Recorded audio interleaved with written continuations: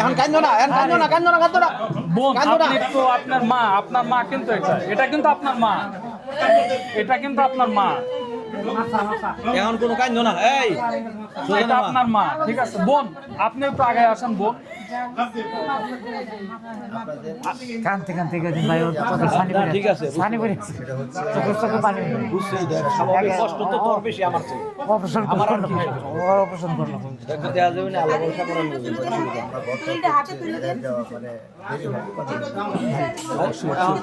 আর কথা বলা দরকার না। তো এইখানে আপনাদের মাধ্যমে আরেকটা কথা বলতে চাই, সেটা হচ্ছে যেটা এই যে এই বাচ্চাটা দেখতেছেন এটা হচ্ছে আপনার সুজন ভাইয়ের ছেলে সন্তান, আর যে বোনটা কোলে দেখছেন ইনি কিন্তু সুজন ভাইয়ের বোন। দেখেন তার ভাইয়ের বাচ্চার প্রতি তার কতটা আন্তরিকতা। তো আমরা চাই সারা জীবন যেন আন্তরিকতা থেকে, এটা হচ্ছে সুজন ভাইয়ের আম্মা, ওটা হচ্ছে সুজন ভাইয়ের ওয়াইফ। দেখেন শাওরি বেটার বউ, ওনারা কিন্তু সব দ্বিধা ভুলে কিন্তু এক হয়ে গিয়েছে। আমরা চাই তারা যেন সুখে শান্তিতে থাকে।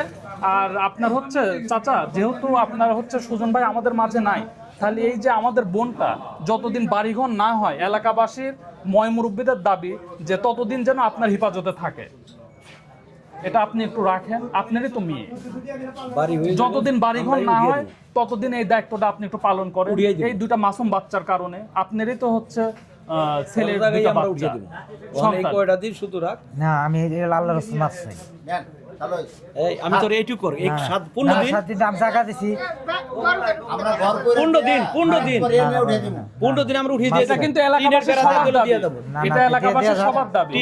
টিনের বেড়া দিয়ে আমি নাইনাত করে আমি নাইনাত করে আমার হানি থাকে আমি পরের দিন থেকে চলে যাব গা আলহামদুলিল্লাহ কর আর না না ওই করে থাকো 15 দিন এটা টিনের চাচা, টিনের চাচা, বেড়া এই যে দিয়ে বড় ভাই, এই যে আপনার এলাকার বড় ভাইরা আপনার আমার করে উঠাবো আমি আপনার 15 দিনের লিগে না না একদিন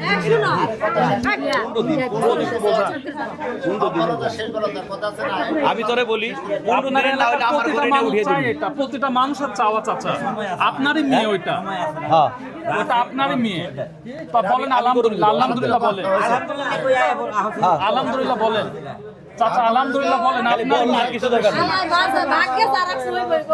প্লিজ ভাই আপনারা মেনে নিছেন তো আপনার আগরে উঠিয়ে দিলে উঠিয়ে দিবি তোর কইছে খালি শুধু জি জি জি ওর উপরে দায়িত্ব লাগে। বোন আপনি এমনি মেনে নিছেন তো? আচ্ছা বউ যদি না করে বোন আপনাকে একটা দেখো না কথা আমি কি বলি, করি। বোন আপনাকে একটা কথা বলি, আমার নিজেরও বোন আছে, হ্যাঁ একটা জিনিস সবসময় মনে রাখবেন, বিয়ের পরে নিজের বাবা মা থেকে শ্বশুর শাশুড়ি কিন্তু সবচেয়ে বেশি আপন হয়, বুঝতে পেরেছেন?